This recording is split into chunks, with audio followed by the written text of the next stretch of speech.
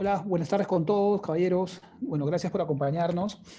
Eh, ya vamos al inicio al webinar que habíamos preparado. Quien les saluda es el doctor Galarza, Ian Galarza, socio del área penal y de compliance del estudio. Y el motivo que nos convoca, como ustedes saben, el título lo plasma así, es el análisis y algunos aspectos relevantes de los lineamientos que ha publicado la Superintendencia de Mercado de Valores en lo que respecta al compliance, ¿no? Ya de buen tiempo atrás, la ley está absolutamente vigente, como es de conocimiento de todos ustedes. Se ha dictado un reglamento también que plantea una serie de adiciones a lo planteado por la ley.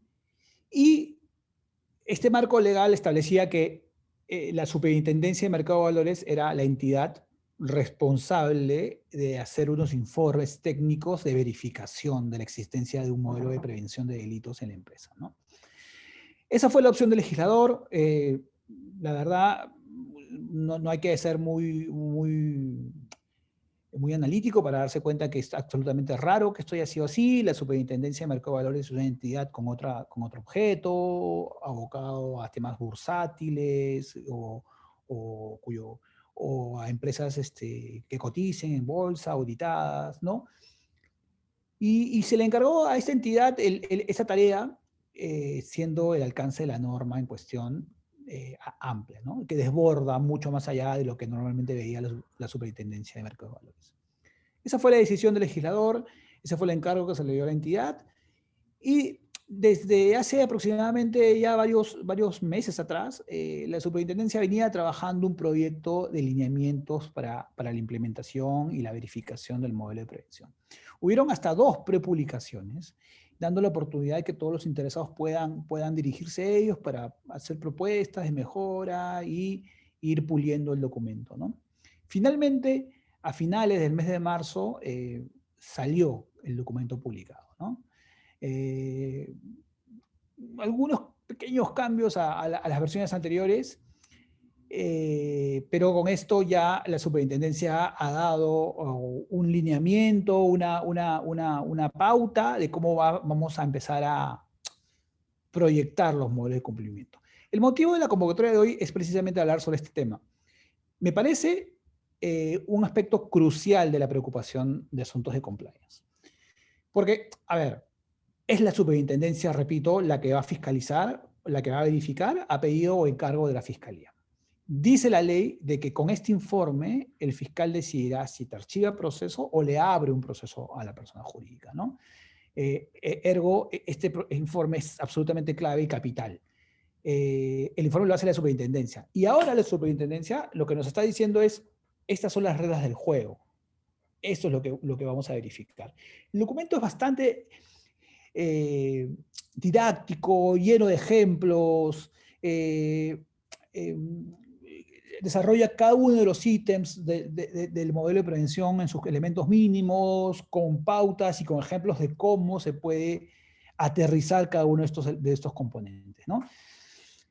Ese creo que es la gran importancia del documento como tal. Nos hemos dado el esfuerzo de hacer una presentación en la cual vamos a graficar los puntos más relevantes de esta norma, para de esta manera poder ser un poquito más didácticos, y luego de la exposición quedo a disposición de ustedes para cualquier pregunta que tengan a bien formularme. Bien, empecemos. A ver. Bien, se han dictado, como dije, estos lineamientos para la implementación del modelo de compliance. Plantea la norma aspectos generales. Hay que velar por la consistencia normativa del modelo de prevención, ¿no? Hay que estar atento. El modelo de prevención que se haga tiene que ser un modelo de prevención que sea riguroso y atento al marco normativo. Dice la norma no solamente en el país donde suceden las operaciones, sino en los países donde la empresa o la corporación pueda también tener operaciones fuera de nuestro territorio, ¿no? Plantea también un enfoque participativo. ¿Qué significa esto? Que todos los estamentos de la empresa participen en los objetivos y las mecánicas del compliance que asuma la organización. 3. Plantea obligatoriedad y aplicación general. Fíjense, mira lo ilustrativo que es el documento, que te lo dice claramente, te dice, oye, tener un modelo de cumplimiento no implica que lo tengas solamente para una determinada área o lo tengas para un determinado proceso, no. Esto es de aplicación general, o sea, si lo vas a asumir, lo tienes que asumir para toda la organización. No es posible que tú lo asumas únicamente para determinada departamento o determinada oficina o gerencia, no. Es de aplicación general. Luego, también la norma te dice, cosa que ya incluso ha sido precisado en más de una oportunidad, que la decisión de asumir un modelo de prevención de delitos es facultativa. No es obligación, no es obligatorio para las empresas en el Perú. Eso es una decisión facultativa. Pero lo que te dice estos lineamientos es, si tú lo asumes, si tú adoptas el modelo de prevención, lo tienes que adoptar de manera íntegra, considerando los elementos que se plantean en el artículo 17. No puede ser que tú digas, este sí lo quiero, este no. No, tienes que hacerlo con los 5 elementos mínimos que plantea el artículo 17. Facultativamente los elementos adicionales que plantea el reglamento y qué mejor forma de hacerlo con la pauta que ahora te plantea la Superintendencia de Mercado de Valores. ¿Ok? Es decir, el modelo de prevención, facultativo. Si lo vas a adoptar porque quieres alcanzar los beneficios que plantea la norma, tienes que hacerlo de la manera como lo ha planteado la ley. Y de aplicación general. Tienes que hacerlo para toda la organización. No se puede hacer para un área específica, ignorando o dejando sin gestión de riesgos al resto de áreas de la empresa. Tiene que ser un modelo que procure la simplicidad. ¿Ok? Ahora, simplicidad en la medida de que la complejidad y composición de la organización lo permita, ¿no? Tiene que ser una simplicidad que guarde proporcionalidad con estos aspectos, pero que pueda ser entendible y llegable tanto a los colaboradores de la organización como a los stakeholders, ¿no? Con un lenguaje directo, didáctico, accesible para el entendimiento de todas estas personas que son nuestro objetivo, ¿no? Tiene que procurar alimentar la cultura organizacional de la empresa y tiene que, bueno, es una expresión de una autorregulación, ¿no? Que tiene que partir de atender la naturaleza, características y complejidad de la propia empresa. Dice esos lineamientos en su artículo 7, que precisamente esto se servirá como referencia, dice, para la evaluación y emisión del informe técnico. Eso, a mí, este es el punto clave y el motivo de que hagamos este webinar. Cuando pensemos a partir de ahora en adelante en un modelo de prevención, lo que resulta absolutamente aconsejable es que se haga en función a las pautas y ejemplos que nos ha planteado la propia superintendencia. ¿Qué mejor forma de mostrarle a ellos que mi modelo es idóneo que haciéndolo de la forma como ellos proponen que se haga, ¿no? Por lo menos en lo que ya está expresamente planteado.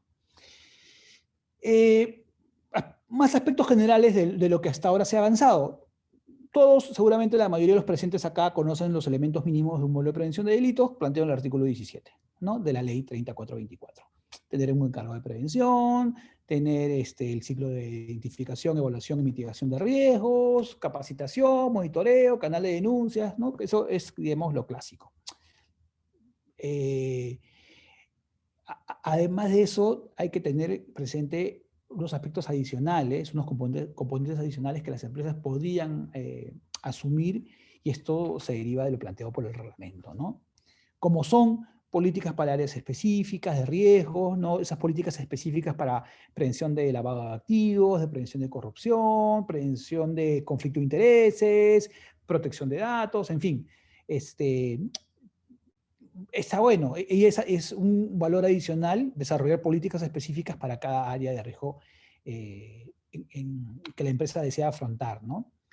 Plantearse registros de actividades y controles internos, ¿no? Todo lo que sea procedimientos de controles, de actividades para hacer prevención o de debida diligencia, tiene que estar sujeta a registro. El reglamento lo plantea como algo facultativo, pero yo creo que por su naturaleza es algo que debe ser intrínseco a la debida diligencia y tiene que ser parte de lo que debamos asumir como indispensable para considerar como la prevención es adecuado.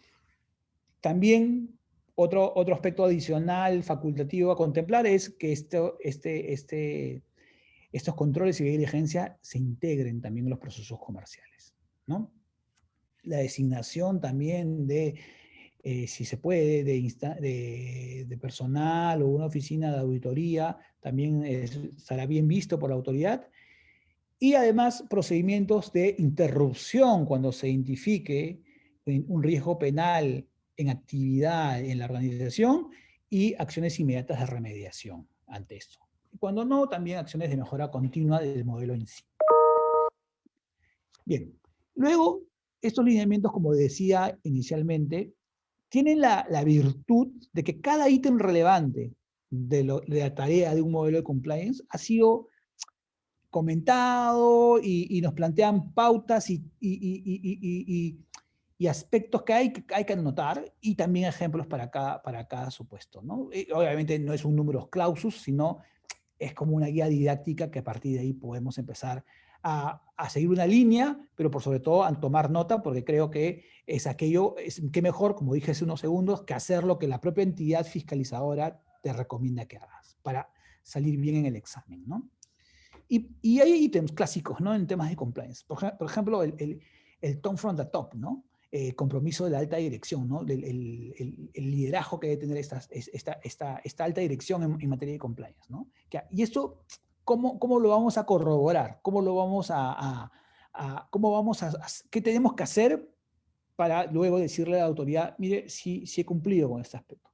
La norma lo que dice es de que hay algunos puntos que son de observancia para tener ese objetivo, ¿no? Por ejemplo, que la alta dirección se comprometa en la aprobación y apoyo para las políticas y procedimientos, instrumentos de gestión que compongan el modelo de prevención de delitos. Eso es clave, ¿no? Si queremos demostrar que el directorio está comprometido con esto, bueno, qué mejor que el directorio apruebe las políticas y instrumentos de gestión que componen el modelo de compliance, ¿no? Cuando no, que deleguen, por ejemplo, que una gerencia lo haga, lo proyecte, que sea unos objetivos del ejercicio. Eso es indispensable para acreditar que ellos están comprometidos desde la alta dirección. Que participen también en las actividades de difusión, de capacitación, en fin, en todas las actividades que la organización contemple para darle vida al modelo de cumplimiento, que también estos señores tengan participación directa e interactiva con los demás trabajadores de la organización. Obviamente, desde la alta dirección, desde el directorio, desde la gerencia general, que se apruebe y se asigne el presupuesto necesario y los recursos necesarios para que los objetivos de compliance se puedan lograr. Esto es clave, se menciona no solamente en la normativa local que estamos analizando en este momento, sino incluso en las normas técnicas internacionales, ¿no? No hay un compliance, no hay un compromiso, no hay un tone from the top si es que no se asignan recursos concretos.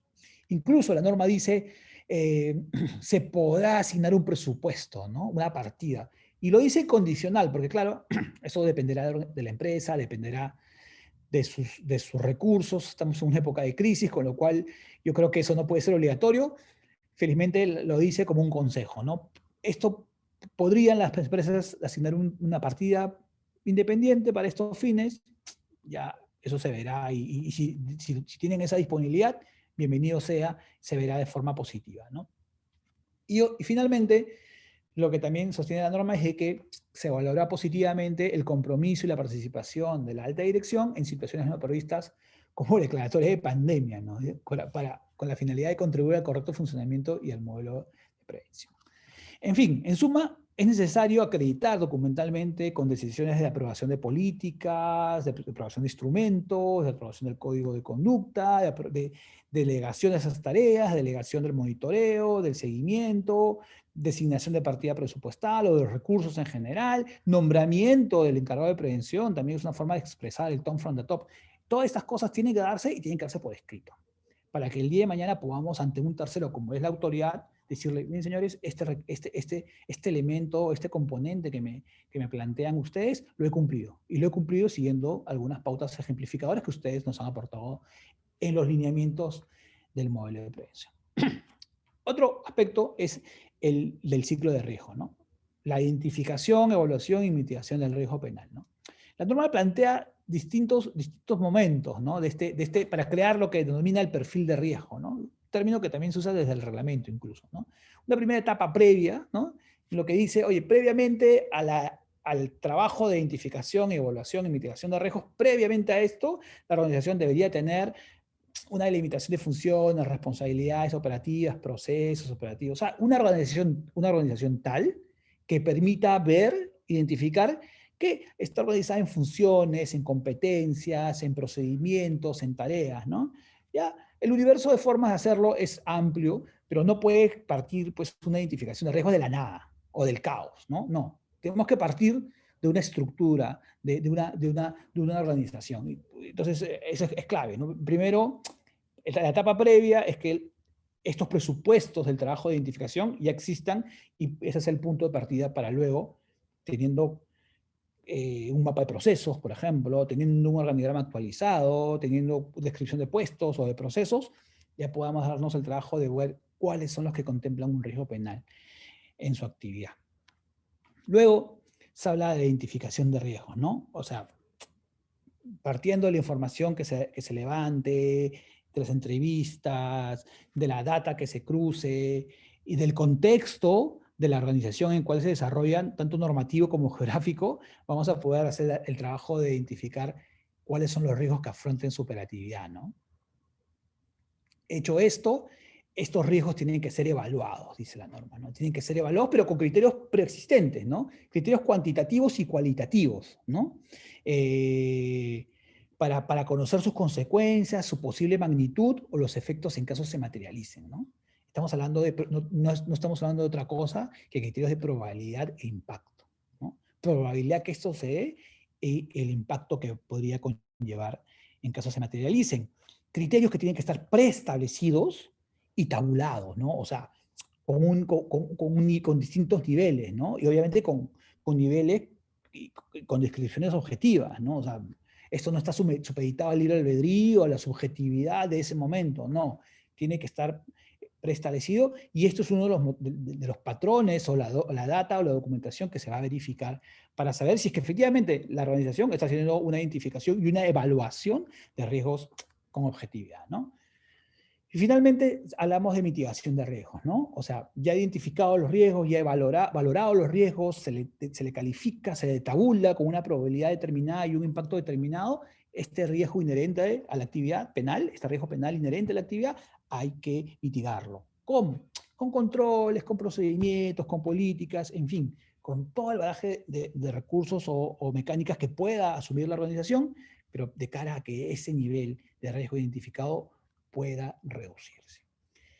Verán cómo el documento también nos aporta una descripción de cosas que podemos hacer para acreditar que hemos hecho el perfil de riesgo en lo que es identificación, en lo que es evaluación, en lo que es mitigación, ¿no? Hay unos cuadros donde habla de acreditación de la implementación y acreditación del funcionamiento, ¿no? Y nos da una serie de ejemplos. Yo he notado los que considero más relevantes, pero sin embargo hay más. Y no crean de que tampoco se acaba todo en el documento, sino que es solamente lineamientos ejemplificadores, con lo cual el implementador puede hacer otras nuevas innovaciones, siempre con la misma línea, ¿no? De poder demostrar que existe el componente de compliance y que este es acreditable en su implementación y su funcionamiento. Fíjense, estamos hablando de documentaciones que acredite la existencia de políticas, procedimientos, protocolos, manuales, normativa interna en general sobre identificación, evaluación y mitigación de riesgos, ¿no? Documentación que acredite la designación de la persona que se va a encargar de esta tarea, un calendario o un plan de trabajo, ¿no? En lo que es este objetivo. Y dice la norma también documentación donde se conste las mecánicas de interacción con funcionarios públicos, ¿no? Luego, para acreditar el funcionamiento, habla de evidencia documental de la aplicación de estos controles o políticas o protocolos, evidencia de la participación de la alta dirección en el ciclo de gestión de riesgos, evidencia de las reuniones del comité o del equipo humano que se organice para esta finalidad, tiene que haber actas, tiene que haber un libro de reuniones, tiene que haber evidencia tangible, documental, de que esto se está trabajando, ¿no? Habla de registro de documentos de la información usada en el proceso de gestión de riesgos. Esto me parece clave, ¿no? O sea, a ver, la tarea de la identificación y evaluación de riesgos tiene que quedar documentada, ¿no? O sea, los papeles de trabajo, las entrevistas, los requerimientos de información, todo esto tiene que quedar como una base de que, repito, la identificación y evaluación no fue caprichosa ni subjetiva, sino que respondió a unos hallazgos que se levantaron durante la etapa de cross-check en la empresa, ¿no? Y luego la norma hace la misma mecánica de ilustración y de ejemplificación en los siguientes componentes, ¿no? Como por ejemplo, y aporta cosas nuevas, aporta cosas nuevas, precisiones que me parecen muy relevantes mencionar. Respecto al encargado de prevención, ¿no? Respecto al encargado de prevención, por ejemplo, dice la norma de que se va a valorar positivamente componentes como que conozca la organización, ¿no? Que sea una persona que conozca las mecánicas, procesos, la actividad de la organización. No se exige que sea, ojo, alguien subordinado a la empresa, que esté en planilla, ni mucho menos, no se exige eso, lo que se dice es que conozca la organización. Dos, que tenga una experiencia, ¿no? Que tenga formación académica, experiencia laboral o acreditar también su liderazgo. Habla la norma de solvencia moral y honorabilidad, ¿no? Por ejemplo, se dice que no cuente con sentencias por delitos dolosos, de forma ejemplificadora, ojo, que no ejerza un cargo público, que tampoco participe en actividades políticas, que tampoco participe, o sea, esté involucrado en las listas internacionales de lavado de activos como la OFAC, por ejemplo. Luego también se habla de que tenga solvencia económica y esto se ejemplifica como que no tenga deudas o cobranzas judiciales en curso o que no haya sido declarado insolvente, por ejemplo, ¿no? Y esto, repito, esto es a modo de ejemplo, puede ser otro criterio que no esté reportado en una central de riesgo, en fin. La idea es dar pautas objetivas para que nosotros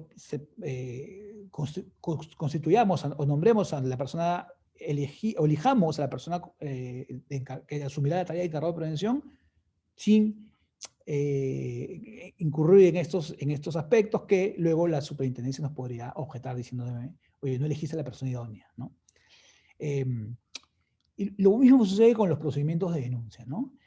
Como ustedes saben, esto es uno de los componentes básicos del modelo de prevención, hay que tener un canal de denuncias, y igual los lineamientos recién publicados nos establece una serie de formas como acreditar la implementación de este canal de denuncias y el debido funcionamiento, ¿no?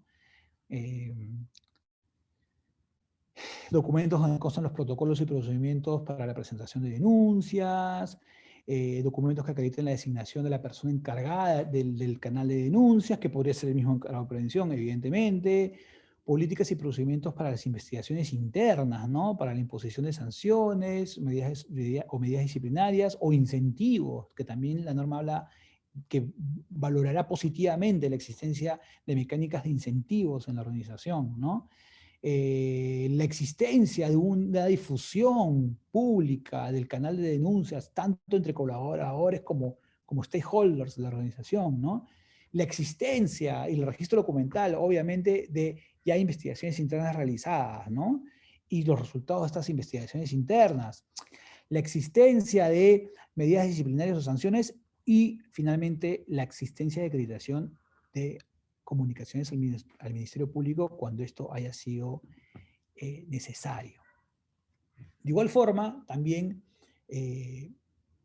se plantean directrices para la que es la actividad de difusión y capacitación del modelo de prevención, ¿no? Establecer medidas accesibles y sencillas para la difusión y capacitación del modelo de prevención entre todos los integrantes y stakeholders, disponer políticas, que las políticas de modelo de prevención estén disponibles y accesibles para los integrantes de la organización o terceros.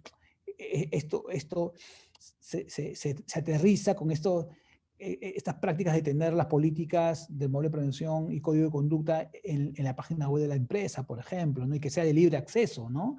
No hay que ponerlo en la intranet, hay que ponerlo en una pestaña que pueda ser de acceso libre para cualquier persona. Otra actividad en esta línea es hacer instructivos del manual de prevención o de la política. Muchas veces el manual de prevención y la política son documentos un poco más complicados, extensos, los han proyectado de una manera que casi es como tomarle un examen al colaborador. Entonces, no pocas empresas dicen, oye, vamos a darnos el trabajo de transmitir esto, sintetizarlo en un documento que sea un decálogo. Un decálogo donde estén las 10 obligaciones y las 10 cosas fundamentales que el trabajador tiene que contemplar para la prevención de riesgos penales. Ya, esa es una forma como llegar de forma clara y directa al trabajador y obviamente dejando constancia de esto para que ante terceros podamos decir que estamos capacitando de manera directa y clara a nuestros colaboradores. Con lenguaje claro y con fácil entendimiento, obviamente, ¿no? Y de ser necesario que se traduzca, pues se tendrá que traducir, ¿no? Y las constantes capacitaciones que tengan que hacerse, ¿no? Por ejemplo, un plan de capacitaciones, un cronograma de estas, la previsión de capacitaciones sobrevenidas, ¿no? Por ejemplo, la norma habla, la norma de compliance habla de mínimo una capacitación al año, ¿no? Pero muchas veces esto es entendido como que por lo menos hago una y con eso estoy bien. Y sí, la norma lo permite, más yo me pongo en este supuesto, o sea, hay empresas que tienen mucha rotación de personal, de repente por ello es recomendable darles una charla introductoria, porque qué mejor momento que al ingreso que dejarle claro al trabajador las pautas de compliance que la empresa ha asumido y que también desde ese momento son suyas. Entonces, más allá, entonces una charla anual queda corta, es muy poca. Necesitas programarlas trimestralmente, semestralmente, quizás, para que ahí también aprovechar y hacer la introducción al nuevo trabajador sobre los compromisos de compliance de la organización. Por eso es que más allá de la única charla que plantea la ley como actividad mínima, hay que pensar en otras situaciones, de repente en otra periodicidad, para poder afrontar situaciones como nuevos ingresos de personal, como nuevas alianzas comerciales, nuevos agentes comerciales, nuevos stakeholders, eh, eh, modificaciones normativas, en fin. Creo que más allá de cumplir con una sola charla anual, hay también posibilidades de hacer charlas o capacitaciones sobrevenidas con otro tipo de periodicidad un poco más ajustada, ¿no? Asignar recursos para esas tareas también es una forma de acreditar la existencia de este presupuesto de compliance, ¿no? O sea, que se contraten los capacitadores, que se contraten los recursos para la charla, la exposición, en fin. Esto también sirve para demostrar que se está cumpliendo con este objetivo, ¿no? Y claro, finalmente, plantear un canal de orientación, que puede ser el propio canal de denuncias. O sea, el canal de denuncias no solamente servirá para recibir denuncias, sino también servirá para atender consultas sobre el alcance de las obligaciones y compromisos de compliance, la relevancia penal de determinadas conductas que están precisamente, que son las que quieren prevenir el modelo de prevención, ¿no? Porque, a ver, no todos somos abogados, no todos porque tenemos muchas dudas sobre si esto está bien o está mal. Qué mejor que preguntar antes de que las cosas se compliquen más, ¿no? Entonces, es clave también tener un canal de consultas y atención de dudas, que claramente también tiene que tener un registro documental para poder ser luego acreditar ante terceros que esto está funcionando, ¿no? Y de igual manera, los lineamientos nos dan una serie de ejemplos de cómo podemos en la práctica demostrar que esto está funcionando, ¿no? Luego, finalmente también se habla de pautas en lo que es la actividad de seguimiento y monitoreo del modelo de prevención, ¿no? Que hay una persona que realice esa tarea, que esta tarea se haga con una periodicidad determinada, viendo el cumplimiento de los compromisos de compliance, de los controles y también el desempeño de las personas que participan o son los propietarios del riesgo identificado. Todo esto tiene que ser evaluado y para hacer un reporte, ¿no? Un reporte que tenga que llevar a la alta dirección, que tiene que llegar a la alta dirección con los resultados de este seguimiento y monitoreo, ¿no? Igual, ejemplos de cómo hacer esto, ¿no? Tener un plan anual de actividad, por ejemplo, eso es clave, ¿no? Oye, tener un plan anual aprobado al inicio del ejercicio, con la obligación de al final del ejercicio reportar a la alta dirección lo que se ha avanzado y los resultados de este avance, ¿no? La existencia de políticas o procedimientos que establezcan de manera predeterminada las mecánicas de monitoreo y seguimiento, también es algo que se va a ver de forma positiva.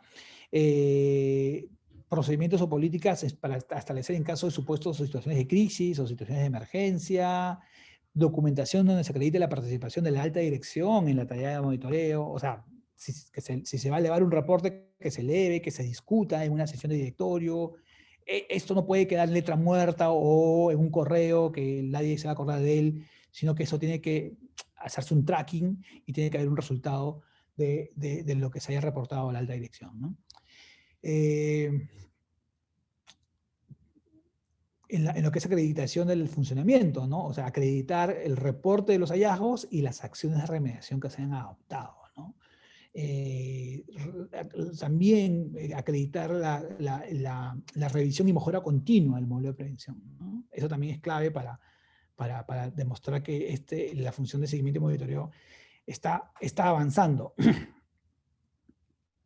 Luego, también, en otro aspecto relevante, la norma habla de la debida diligencia que tiene que tener la empresa y que va a ser valorada positivamente por la Superintendencia de Mercado de Valores, ¿no? Habla de debida diligencia en el compliance de las personas jurídicas, ¿no?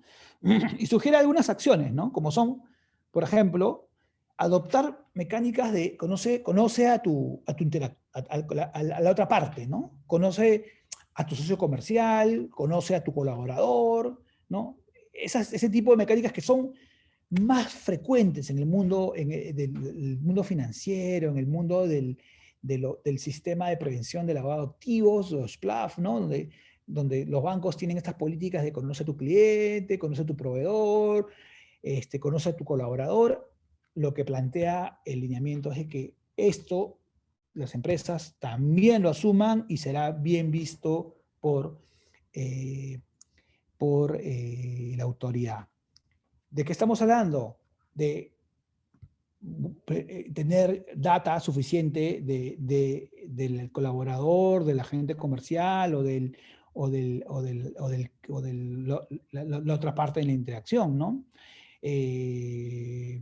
Antecedentes, inexistencia de reportes negativos, declaraciones juradas, inexistencia de procesos, todo ese tipo de cosas nos hacen crear un perfil, ¿no? Y al tomar estos recaudos será entendido por la autoridad como una manifestación de una debida diligencia, ¿no? Y finalmente habla de, de hacer que la debida diligencia también sea proporcional al riesgo que queremos gestionar, ¿no? Nuevamente habla de la proporcionalidad de las medidas. Estas medidas no pueden ser tan desproporcionadas que no se condigan con el riesgo, ni que tampoco generen una situación de impacto comercial en la organización, ¿no? O sea, la cuestión es prevenir, pero tampoco que esto impacte en las mecánicas comerciales de la empresa, ¿no? Eso es algo que muchas veces lo veo cuando absuelvo consultas o voy a reuniones, ¿no? La labor de compliance del compliance officer no es decir que no a todo, es buscar soluciones ponderadas que busquen un punto medio equilibrado entre la tranquilidad de hacer negocios sin riesgos y ser competitivo comercialmente hablando, ¿no? Luego también la norma habla del monitoreo continuo en las mecánicas de diligencia, contar con medidas de seguimiento, a la relación que tengamos con nuestros socios comerciales, stakeholders, tracking documental otra vez, conservar documentos relevantes que acrediten que estamos actuando con debida diligencia y hacer auditorías posteriores, dice, en caso de fusiones y adquisiciones, ¿no? Repito, son algunas de las cuestiones que aconseja la superintendencia. No es un número clausus esto, es totalmente abierto, pero como dije inicialmente, y creo que esta es la razón de ser de esta cita, de esta reunión, y es el enfoque que nosotros queremos transmitir a todos ustedes. Todo está avanzando como para que esta norma entre en función y empiece a ser ejecutada. De eso yo creo que a 3 años de su entrada en vigencia, a pocos le queda duda. Las implicancias en la ejecución es un misterio para todos, porque estas son cosas tan nuevas que, como dice el poema, se hará camino al andar. En el camino se dilucidarán cosas, se ajustarán cuestiones, algunos pagarán los platos rotos, los primeros seguramente, las empresas que sean fiscalizadas o consultadas sobre esto. Entonces, que la autoridad a cargo de esta verificación emite un documento donde están los lineamientos de verificación, en lo personal me parece absolutamente saludable. La norma en la página 2 o 3 dice, ¿no? Estos lineamientos no desean precisar la metodología, los criterios de la verificación, como que por si acaso no es que estemos dando ex ante la hoja de ruta. Pero luego en la página 7 dice algo que es absolutamente al revés, ¿no? Dice, y me di el trabajo de transcribirlo acá, dice, ¿no? En la página 7 de que los lineamientos servirán también como referencia para la evaluación la evaluación y emisión del informe técnico. Yo creo que esta es la frase que sintetiza la importancia del documento. Son las pautas, son las reglas de juego que la superintendencia a la que nosotros, como auditados, le tendremos que decir a la superintendencia, fíjese, yo he hecho la tarea como tú me lo has dicho. He seguido lineamientos, los lineamientos que tú planteaste en marzo del 2021 y en consecuencia espero legítimamente de que tu evaluación hacia mi empresa sea positiva, de que concluyas que mi modelo de compliance es acorde a lo que plantea la normativa peruana y en consecuencia el informe técnico sea favorable para mi organización. Esa es la importancia del documento y esa es la conclusión final que queremos transmitirle a todos ustedes. Les agradezco muchísimo su atención y quedo a disposición de ustedes para cualquier consulta que tengan a bien formularme. Gracias. Por acá tengo algunas preguntas que me vienen pasando.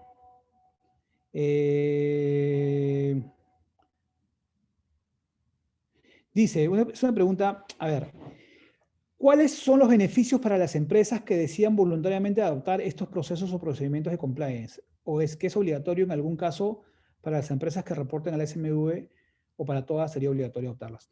Sí, claro. A ver, agradezco la pregunta porque me permite volver a un tema preliminar, ¿no? La ley, la 3424, que es la ley de la que estamos hablando en este momento, los lineamientos son los lineamientos de implementación de un componente clave de la ley de compliance penal, la ley 3424. Esta ley es una ley que no tiene que entenderse como únicamente aplicable a empresas auditadas por la Superintendencia de Mercado de Valores. Eso no es así. O sea, por eso dije al inicio de la conversación, para todos fue una sorpresa de que la legisladora elija a la Superintendencia de Mercado de Valores como la entidad a cargo de esta tarea. Porque la ley está redactada para ser aplicable con una aplicabilidad o un mensaje al general de las empresas en el Perú. ¿Okay? No es únicamente un mensaje para las empresas auditadas o empresas supervisadas por la Superintendencia de Mercados de Valores. No, es para todas las empresas en general. ¿Okay? Otra cosa diferente es que sea obligatorio o no. Lo dice la norma, lo dice las preguntas y respuestas frecuentes que ya ha publicado en más de una oportunidad la Superintendencia de Mercado de Valores. La norma no es obligatoria. Las empresas en el Perú no están obligadas a implementar un modelo de prevención de delitos conforme a la ley de compliance penal. No. Y lo dije hace unos minutos también hace un rato. No es obligatorio. Lo que sucede es que si vas a asumir la implementación del modelo de compliance porque aspiras a los beneficios que te da la ley, tienes que hacerlo como te dicta la ley. Pues. No puedes hacerlo de cualquier manera, omitiendo algún elemento mínimo, omitiendo lo que dice el reglamento. Y eso está sucediendo. ¿Ah? O sea, eso les puede parecer a ustedes básico, pero está sucediendo con muchísima frecuencia. Y el lineamiento lo ha dicho tal cual. Oye, si vas a asumir voluntariamente el modelo de compliance, que sea para toda la empresa. No puede ser únicamente para el área de recursos humanos, para la operación, para el área de marketing. No, tiene que ser en general para toda la organización. ¿Okay? Y siguiendo las pautas de la ley. A eso se refiere cuando habla de obligatoriedad, ¿no? ¿A qué sector aplica dicha normativa? La ley de compliance, la 3424, aplica para todos los sectores. Para todos los sectores, inclusive para los sujetos obligados que están afectados o son mencionados por la normativa de prevención de lavado de activos. Es para todos los sectores en general. Únicamente para prevenir riesgos penales de corrupción, lavado de activos y financiamiento del terrorismo. Hasta ahora. Ojo, ¿cuánto sirve un programa de homologación de proveedores que entiendo que es bastante activo? Sirve muchísimo. A ver, ese es un buen punto y gracias por la pregunta. La homologación, a ver, homologación de proveedores, dice. Ya, eso es, yo daría un concepto más grande, ¿no? La homologación en compliance, que gradualmente se está volviendo mucho más frecuente cada vez más, ¿no? Es cada vez mucho más usual de que antes de un contrato, antes de una oferta económica, antes de presentarnos a una licitación, antes del inicio de una posibilidad de una alianza, de un contrato, una postulación, te pregunten, ya, ¿y cómo estás en compliance? Entonces, te están pidiendo homologación. Te están pidiendo, oye, acredítame que estás en algo en esto, porque si no, qué pena, pero no voy a poder avanzar contigo. Y claro, entonces, ahí también se hacen algunas cosas que hay que ajustar. Pasa que muchas veces te piden una homologación con estándares que no son propios de la normativa peruana, o que no son accesibles a todas las empresas. O sea, no todas las empresas van a tener las posibilidades y el interés de, por ejemplo, acceder a la ISO 37001 o cuanta ISO salga, que van a salir varias seguramente. O sea, eso no tendría por qué ser así. Entonces, acá también hay cositas que ajustar. Nosotros recibimos varias consultas sobre la materia en la cual nos dicen, oye, me han pedido esto, está bien que me pidan esto, no, ¿a qué se refieren con esto? Y todo esto dentro del marco de la homologación de compliance. En eso es cuando, a eso me refiero cuando me preguntan, oye, ¿y esto homologar proveedores es parte del compliance? ¿Está bien hacerlo? Y sí, es la diligencia. Conoce a tu proveedor, conoce a tu cliente, conoce a tu trabajador, es homologación entre otros, de proveedores, ¿no? ¿La Superintendencia de Mercado de Valores va a realizar fiscalizaciones sobre el modelo de prevención o las empresas en general van a tener que solicitar nos fiscalicen nuestro modelo de prevención? Esa es una excelente pregunta, te agradezco porque me permite entrar a otro tema que también, como en el poema de Machado, creo que era el poema, ¿no? Se va a hacer camino al andar, ¿no? Que es aspecto procesal. El aspecto procesal no está siendo muy difundido ni discutido, y es lo siguiente, o sea, ¿cómo va a empezar esto del compliance? ¿Cómo me van a preguntar esto del compliance a las empresas? No es como hace la SUNAFIL, que te toca la puerta por la denuncia de un trabajador, o sea, así no va a trabajar la Superintendencia de Mercado de Valores. Lo que va a pasar es que aperturar una carpeta fiscal, porque recuerden de que esto no es otra cosa que un modelo de prevención de delitos, ¿ok? La posibilidad de sancionar a la empresa será porque un trabajador de la misma ha cometido un delito, por ejemplo, de corrupción. Entonces, en esta carpeta fiscal, donde el fiscal indague, investigue sobre la comisión de este acto de corrupción, en esta misma carpeta el fiscal va a mandar un oficio a la Superintendencia de Mercados de Valores, diciéndole, quiero que visites esta empresa, cuyo trabajador o gerente vengo investigando, para que me confirme si tiene o no compliance. Entonces va a ser a iniciativa de la Fiscalía que la Superintendencia te va a tocar la puerta. Y la Superintendencia te tocará la puerta para ver si tienes o no compliance, conforme a los lineamientos. Si no tienes, lo que va a pasar, como dice la norma, es que te van a incorporar al proceso. Acá lo que está en juego en un primer momento es que te incorporen al proceso como procesado, a la empresa. No me refiero al gerente general o al trabajador. Ya incorporado estará seguramente. No, me refiero a la empresa como tal. ¿Sí? Y así va a ser como va a empezar la fiscalización. O sea la superintendencia te va a tocar la puerta no porque se le ocurra, no, va a ser porque recibe un oficio previo de la fiscalía. Si una organización tiene implementada la norma ISO 37001, se tiene avanzada gran parte de lo que pide la ley, tener una ISO como la 37001 es sumamente positivo. Eso es algo que creo que hay que estar, o sea, es un gran error decir lo contrario. Eh, Más, yo me atrevería a decir que está bueno tenerlo, pero no pensemos que es lo mismo que lo que te plantea la ley de compliance en el Perú, la ley de compliance penal, porque no es lo mismo. Tener un modelo de prevención de delitos, como lo plantea la ley de compliance penal y su reglamento, y ahora los lineamientos, es algo que no termina de ser lo mismo que el sistema de gestión antisoborno de la ley 37001. Y les doy un ejemplo clarito y fácil de entender. El alcance. El alcance de la ISO 37001 es gestión anti-soborno. Y ahí empieza y muere. No ve más. Y el modelo de prevención de delitos que te plantea la ley 3424 no solamente habla de soborno. Y a futuro va a hablar de más cosas, de más delitos. Entonces, no equiparemos las cosas. Es bueno tenerlo, sí, pero no es lo mismo. Porque no vaya a ser que vivamos tranquilos pensando que estamos blindados porque tenemos una norma técnica de altísima calidad implementada en nuestra empresa, que nos ha costado muchísimo tenerla, y que luego cuando venga la superintendencia nos pregunte por algo diferente. Es más, viene a colación un pasaje de la norma, ¿no? Dice, tener certificados internacionales es positivo, pero no acredita la existencia del modelo de prevención. Eso lo dice la normativa de la que estamos hablando en este momento, ojo. Entonces, yo en conclusión digo, me parece que es excelente invertir en una ISO como la 37001, pero tengamos el recaudo de tener claro que no es lo mismo tener el modelo de prevención de delitos, en consecuencia acceder al beneficio de la ley, que es la exención de sanciones contra la empresa, que es que la empresa no sea sancionada. No confundamos eso con la ISO, con el sistema de gestión antisoborno de la ISO 37001.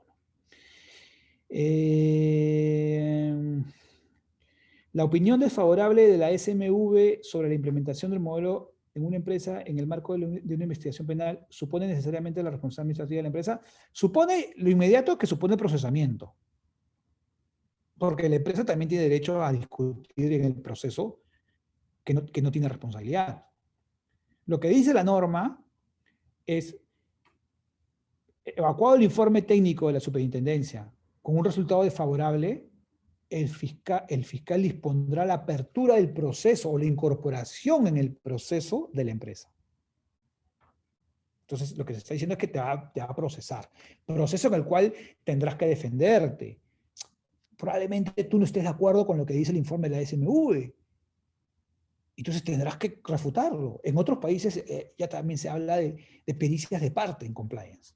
Y acá también se va a empezar a hablar en algunos meses. O sea, oye, yo también tengo derecho a corregir a la SMV porque se ha equivocado. Yo sí tengo mi compliance bien hecho.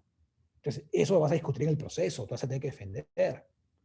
Entonces, luego de ese proceso es que se verá si es que la empresa va a ser condenada o no con las multas que plantea la ley, ¿no? ¿Qué tan necesario es incluir cláusulas de compliance en contratos de proveedores cuando la normativa misma ya obliga el cumplimiento de las normas? Manifestar debida diligencia. Es una manifestación expresa e inequívoca de debida diligencia. Tener cláusulas de compliance incluso hasta con condición resolutiva, ¿no? Le ponen ahí, si es que se incumple un compromiso del código de conducta, de las políticas, o se advierte de que la información es falsa, o durante el ejercicio del contrato, la parte se involucra en la comisión de un delito, a grado de ser acusada, el contrato se podrá resolver. Eso yo lo veo a cada rato en modelos de cláusulas de compliance en contratos. ¿Qué tan relevante es? Es una forma de expresar de diligencia. Cosa que servirá muchísimo el día de mañana cuando la superintendencia nos toque la puerta, ¿no? Los registros de diligencia en tiempos de pandemia son electrónicos. ¿Qué recomendaciones brindaría para atender una posible fiscalización y evitar observaciones de forma? Es que no hay ninguna regulación de forma. Y yo creo, no, o sea, no hay una premisa de que tengan que hacerse de tal forma. No, entonces yo creo de que digitalmente se puede hacer, o con formato electrónico se puede hacer sin duda alguna, siempre que obviamente tengan fecha cierta, tengan firma electrónica, constancia de recepción. Siempre que tengamos todos esos recaudos, la base electrónica de los procedimientos de diligencia son absolutamente aplicables y aconsejables, ¿no? Iliana Bedregal dice, ¿cuáles son los beneficios para los cuales las empresas decidan voluntariamente adoptar estos procedimientos de compliance? ¿O es que es obligatorio en algún caso para las empresas que reportan al SMV o para todas en general? Como dije hace un rato, esto no confundamos, que la SMV sea la autoridad elegida para verificar si hay compliance o no, no significa que el alcance de compliance penal sea únicamente para empresas auditadas por la SMV. Eso no es así. La ley 3424 es para todas las empresas en el país. Dije hace un rato que no es obligatorio, y lo repito, no es obligatorio. Pero entonces, ¿por qué estamos hablando de esto? Porque hay un gran beneficio. La norma plantea de que si tú como empresa tienes implementado ex ante de un delito que pueda suceder en tu empresa, en tu actividad, el modelo de prevención, si lo tienes implementado antes de, la empresa no será sancionada. Ese es el beneficio. Eso es la razón por la cual muchas empresas han dicho, oye, no es obligatorio, pero igual mira qué tal el beneficio, porque claro, nadie está libre de que algo pase así en nuestros procesos, implemento mi modelo de compliance y yo no tendré ninguna contingencia, la empresa no tendrá ninguna contingencia sancionatoria. Si eso le sumas las prácticas de homologación, que cada vez es más frecuente que te lo pidan, que te lo exijan, entonces esa es la razón por la cual estamos hablando en este momento del compliance, ¿no? ¿Qué más? Tan, tan, tan. Eso es todo. Todas. Creo que he atendido todas. Y alguna por ahí que se me escape, seguramente bueno, mi correo es igalarza@munizlobo.com. Así que si alguno de ustedes tiene alguna duda adicional, encantado de que me la envíen por correo electrónico y la contestaré con mucho gusto. Ahí está en nombre de mi correo, así que si alguna pregunta no se me ha pasado, se me ha escapado, la puedo contestar luego por correo, ¿no? Les agradezco la atención, espero haber sido claro, espero que haya ayudado en algo y seguramente ya nos volveremos a reunir hasta la próxima oportunidad cuando haya una norma digna de ser comentada. Les mando un abrazo, muchísimas gracias a todos.